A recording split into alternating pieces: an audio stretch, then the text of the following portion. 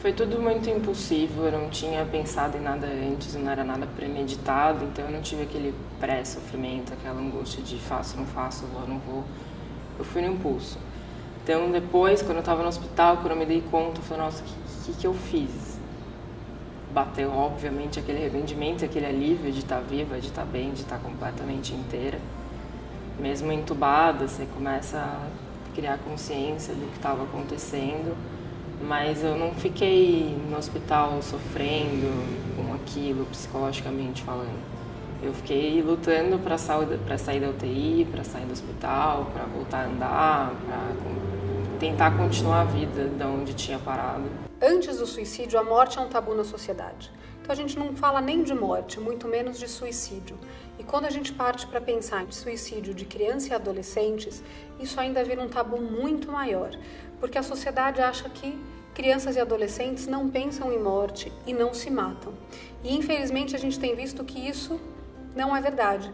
De 10 anos para cá, os números de suicídios de crianças de 10 a 14 anos aumentou 40%.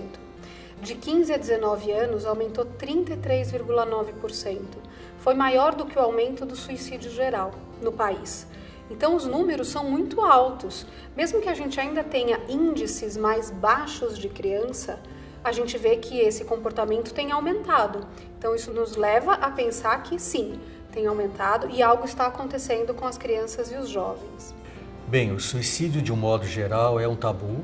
Já foi mais e agora a sociedade tem discutido mais. O tema tem aparecido em televisão, em jornais e mesmo em capa de revistas juvenis. Isso é um tremendo avanço, porque enquanto nós não conversávamos sobre isso, a impressão que havia é que o problema não existia e não tinha a magnitude que tinha e tem. De fato, o suicídio de adolescentes é um problema e essa é a faixa etária onde os índices mais crescem no Brasil. É diferente de dizer que os maiores índices estão entre os adolescentes. Não, estão entre adultos mais idosos.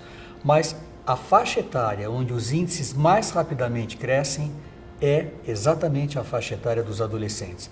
Então é um problema que deve chamar a nossa preocupação e temos que cada vez mais nos preparar para lidar com isso. Falar sobre suicídio e a prevenção do suicídio é um tabu que vem se desmistificando. Felizmente, já há alguns anos, em especial nos últimos 2, 3 anos, a gente tem encontrado mais liberdade e espaço para falar sobre isso. Da mesma forma, o suicídio entre o público adolescente e jovem vem saltando aos olhos do Ministério da Saúde, da própria sociedade, desde a virada do milênio em 2002, e a coisa vem se agravando. Então é um tema que merece nossa atenção, nosso cuidado e que felizmente a sociedade vem falando sobre isso de uma maneira mais responsável e educacional. Às vezes os sinais são difíceis de serem percebidos e são confundidos com questões da própria adolescência. Muitos pais e amigos ficam na dúvida se aquele comportamento ele é algo normal da adolescência ou se já é um comportamento que inspira cuidados. Alguns dos sinais que a gente tem são diminuição das notas, quer dizer, do rendimento escolar, aumento de faltas, aumento de queixas físicas como dores de barriga, dores de estômago, maior agressividade, mudanças bruscas de comportamento, um tédio constante, alterações de sono e de apetite, alguns sinais de depressão, mas aí vale lembrar que para os meninos, às vezes essa depressão, ela se mostra de outra forma. Às vezes ela vem com um comportamento mais agressivo. No caso das meninas, muitas vezes está relacionado a sentimentos de menor valia. Ela não aceita elogios, ela não aceita prêmios, aumento do uso de álcool e drogas, isolamento. Quando o adolescente dá algo que é muito querido a ele, por exemplo, um adolescente que toca violão e pega o violão e dá para um amigo sem que isso tenha uma explicação.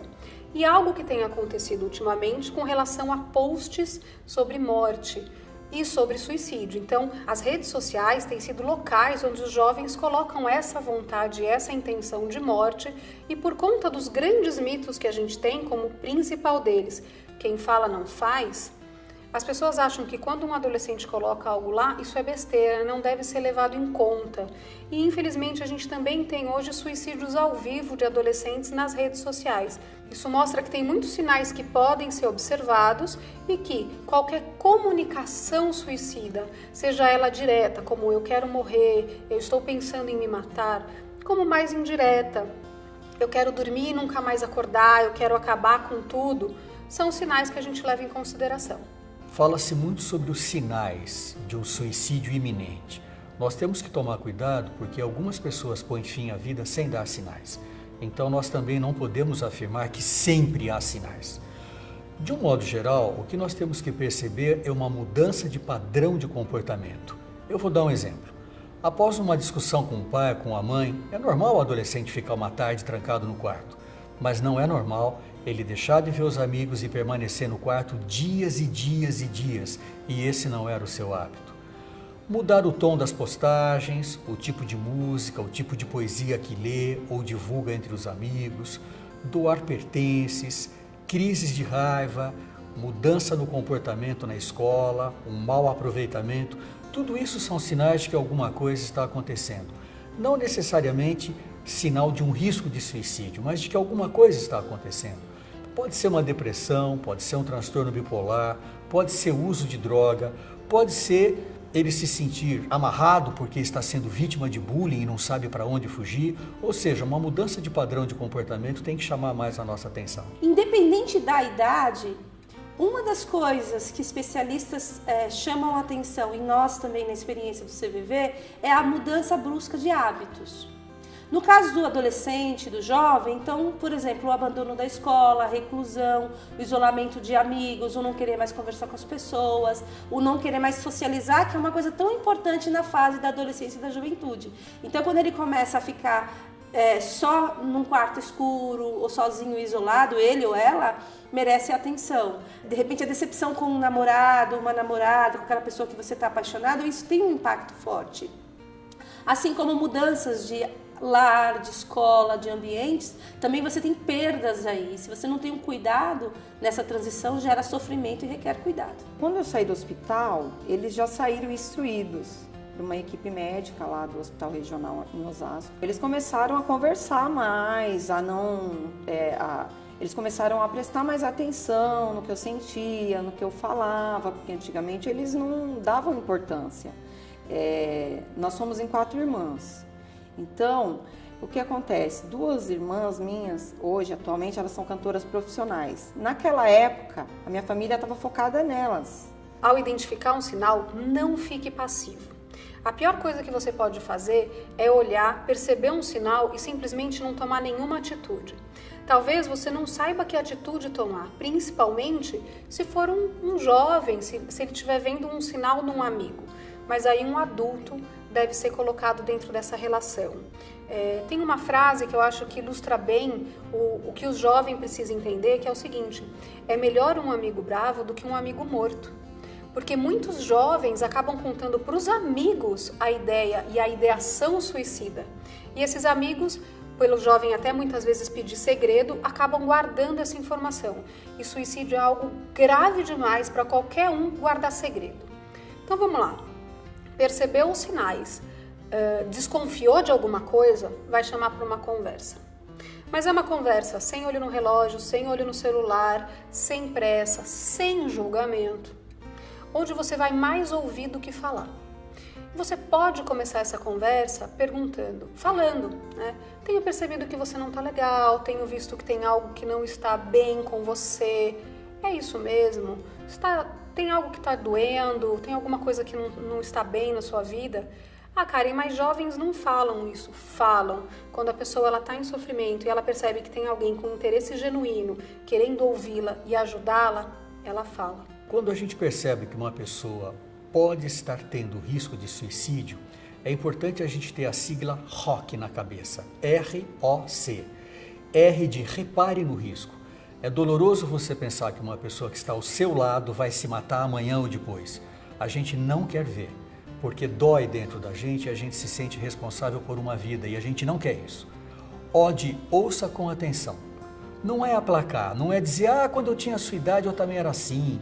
Isso é coisa da juventude, vai passar. E sede conduza até um profissional de saúde mental. Porque o adolescente ou aquela pessoa que está deprimida não tem a iniciativa de telefonar, marcar, se deslocar, ficar esperando. Então, ROC, repare no risco, ouça com atenção, sem julgar e sede conduza até um profissional de saúde mental. Eu sempre procurei ter um vínculo afetivo com os meus alunos. Eu procuro conversar muito com eles sobre tudo e isso é muito importante. Então, você tem que ter um olhar sensível, você tem que estar aberto, você tem que ter uma escuta muito sensível. E eu procuro fazer isso da melhor forma possível, me aproximando com amor, com carinho, com atenção. O suicídio, ele não é uma coisa que nasce e cresce de fora para dentro. Ele é uma coisa que nasce e cresce de dentro para fora. É claro que o meio externo, o ambiente onde a pessoa vive e as suas interações afetam e contribuem, tanto com os fatores de risco quanto os fatores de proteção. Mas é uma coisa da condição interior de cada pessoa. Por isso que cada ser humano, cada adolescente, cada jovem, ele é único e singular e vai lidar de maneira diferente com as suas perdas, com as suas frustrações, com os seus embates emocionais na vida. Ninguém deve ser responsabilizado por um suicídio. Nem pai, nem mãe, nem escola. Suicídio é multifatorial e a gente sempre tem que olhar para isso. São fatores sociais, culturais, econômicos, psiquiátricos, psicológicos, ambientais que vão influenciar esse comportamento. Então a gente não pode falar que uma pessoa é responsável por aquilo. É muito comum que a sociedade queira buscar um culpado e é isso que a sociedade vai fazer num primeiro lugar. E quando é jovem, vai principalmente culpar os pais. E não é assim. Depois que alguma coisa brusca ou fatal acontece, é que a gente começa a ligar as coisas e perceber, poxa, mas estava tudo aqui e eu não vi, eu não percebi, como foi isso? Porque existe um processo onde algumas pessoas comunicam a dor e o sofrimento de uma maneira mais explícita e clara e outras pessoas deixam isso de uma maneira mais implícita, mais subentendida, então requer a observação. Eu sugiro que haja um convite para sair, para comer uma pizza, para jantar, para fazer uma caminhada entre duas pessoas, um pai e um filho, uma mãe e um filho, ou você e um amigo seu. Duas pessoas conversando, sem olhar para celular, ouvindo muito o que o outro fala, sem julgar, sem dar tapinha nas costas e em algum momento perguntar, você está pensando em pôr fim à vida?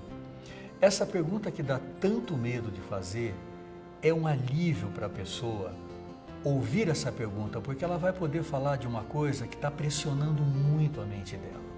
Quantos pacientes meus já não me agradeceram por eu ter feito essa pergunta? Muitas vezes profissionais vão precisar ser incluídos nessa ajuda, vai precisar de avaliação psicológica, avaliação psiquiátrica, em alguns casos uso de medicamento. Inclua a escola nesse cuidado também. Suicídio não é algo que a gente trata sozinho, nem o profissional, nem a família, nem a escola. Se o jovem percebe que ele está, porque qualquer um de nós pode em algum momento pensar em morrer. O que vai dizer pra gente se isso começa a ficar muito sério ou muito preocupante?